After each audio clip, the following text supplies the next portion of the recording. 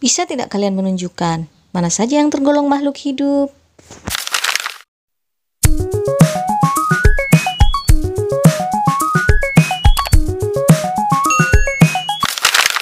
Assalamualaikum warahmatullahi wabarakatuh. Bagaimana kabar kalian hari ini? Selalu jaga kesehatan ya. Oke, di video-video saya yang sebelumnya, saya sudah membahas lengkap tentang bab 1, mulai dari objek IPA, kemudian pengukuran, di mana di sana juga dijelaskan besaran dan satuan, serta jenis-jenis alat ukur. Kemudian ada juga cara untuk membaca skala jangka sorong, stopwatch, mikrometer skrup, neraca 2 lengan, neraca Ohaus juga ada. Nah, bagi yang belum belajar atau yang mau review ulang, bisa klik tautan yang ada di atas ini. Atau nanti di akhir video juga akan ada linknya ya. Nah, di video kali ini saya akan lanjut ke bab 2 ya. Judul babnya sistem klasifikasi. Klasifikasi itu apa? Klasifikasi itu pengelompokan. Jadi, ada 3 garis besar yang akan kita pelajari pada bab 2 ini. Yang pertama, ciri-ciri benda yang ada di lingkungan sekitar kita. Yang kedua, cara pengklasifikasian makhluk hidup. Dan yang ketiga, kita akan belajar tentang pengelompokan makhluk hidup dalam 5 kingdom. Nah, video ini khusus akan membahas tentang ciri-ciri benda yang ada di lingkungan sekitar kita. Baiklah, langsung saja kita mulai. Oke, pada bab sebelumnya, bab 1, kalian sudah tahu kan kalau semua benda di alam sekitar kita itu dibedakan menjadi 2. Yang pertama itu ada objek atau komponen abiotik, dan yang kedua ada objek atau komponen biotik.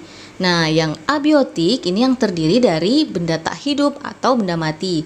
Kemudian yang biotik terdiri dari benda hidup atau yang biasa disebut dengan makhluk hidup. Benda tak hidup atau benda mati ini ciri-cirinya dia tidak bernafas, tidak beradaptasi, tidak berkembang biak, tidak bergerak sendiri, dan lain sebagainya. Nah, biasanya benda mati ini disebut juga dengan zat. Kalau kita kelompokkan berdasarkan wujudnya, zat ini ada 3. Ada zat padat, zat cair, dan zat gas. Nah, sekarang coba perhatikan gambar. Bisakah kalian menunjukkan benda mana saja yang tergolong benda tak hidup atau benda mati? Iya, pintar sekali. Jadi, benda tak hidup atau benda mati yang bisa kita lihat di sini itu ada air, batu, tanah, mobil, dan awan. Oke, sekarang saya akan bahas benda-benda hidup atau yang biasa disebut dengan makhluk hidup. Ciri-cirinya, yang pertama memerlukan makanan, kemudian bernafas, mengeluarkan zat sisa, bergerak, peka terhadap rangsang, tumbuh dan berkembang biak, beradaptasi, dan memiliki bahan genetik. Nah, sekarang kita akan bahas satu persatu ya. Ciri yang pertama, memerlukan makanan. Makhluk hidup itu butuh makan untuk mempertahankan hidup, supaya dia bisa tumbuh dan berkembang, supaya tubuhnya berenergi untuk melakukan berbagai macam aktivitas, dan lain sebagainya. Ciri yang kedua adalah bernafas. Sebagian besar makhluk hidup memerlukan oksigen dari lingkungan untuk bernafas. Oksigen yang dihirup digunakan untuk membakar makanan sehingga menghasilkan energi. Energi itu bisa digunakan untuk melakukan aktivitas sehari-hari. Selain energi, pembakaran makanan yang tadi itu akan menghasilkan air dan juga karbon dioksida, di mana kedua zat ini akan dikeluarkan ketika makhluk hidup menghembuskan nafas.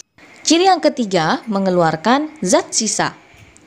Zat-zat sisa metabolisme ini pada akhirnya harus dikeluarkan dari tubuh. Proses pengeluaran zat sisa itu disebut dengan ekskresi. Zat sisa pada makhluk hidup dapat berupa urin, keringat, uap air, dan karbon dioksida. Ciri yang selanjutnya adalah bergerak. Gerakan pada makhluk hidup yang paling mudah kalian amati itu gerak pada manusia dan hewan. Karena manusia dan hewan ini geraknya aktif dan mudah sekali berpindah tempat. Berbeda dengan tumbuhan. Gerak pada tumbuhan cenderung sulit untuk diamati karena pergerakannya lambat, kemudian geraknya itu pasif atau tidak melakukan gerak yang berpindah-pindah tempat.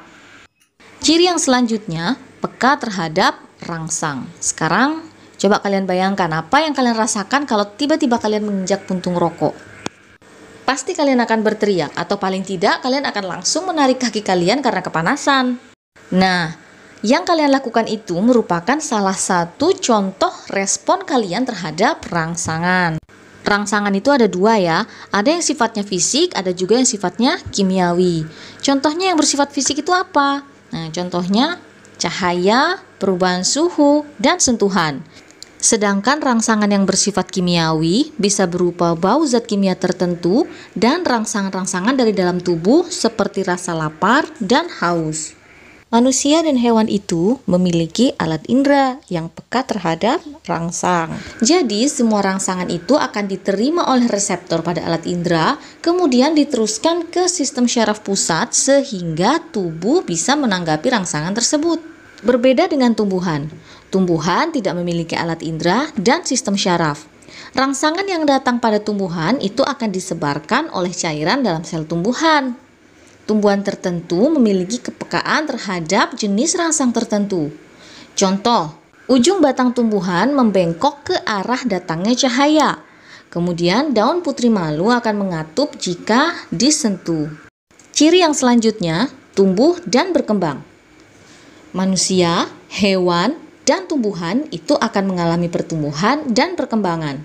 Contoh, pada manusia ya, dari janin, kemudian jadi bayi, kemudian jadi anak-anak, jadi remaja, dan akhirnya berubah menjadi dewasa. Lanjut ke ciri-ciri berikutnya, yaitu berkembang biak atau bereproduksi. Nah, perkembangbiakan makhluk hidup ini dibedakan menjadi dua jenis ya. Yang pertama perkembangbiakan secara generatif atau secara kawin, dan yang kedua perkembangan secara vegetatif atau secara tidak kawin. Oke, ciri yang selanjutnya adalah beradaptasi. Adaptasi itu merupakan kemampuan makhluk hidup untuk menyesuaikan diri dengan lingkungannya. Ada 3 jenis adaptasi ya, ada adaptasi morfologi, fisiologi, kemudian adaptasi tingkah laku. Kalau adaptasi morfologi ini penyesuaian terhadap lingkungan yang ada kaitannya dengan bentuk tubuh dari makhluk hidup itu.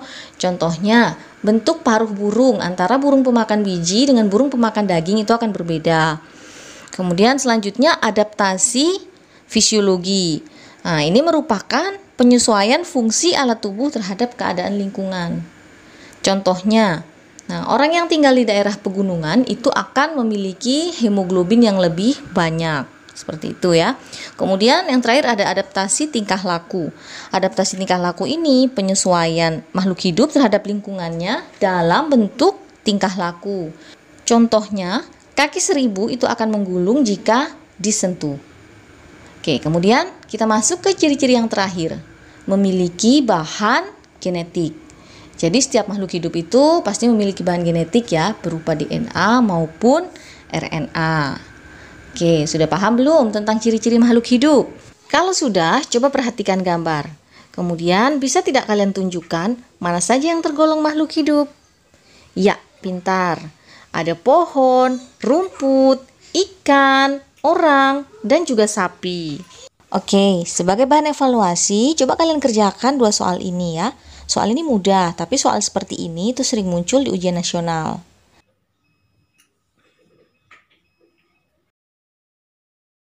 Baiklah, sekian dulu materi kali ini. Terima kasih, semoga bermanfaat. Wassalamualaikum warahmatullahi wabarakatuh.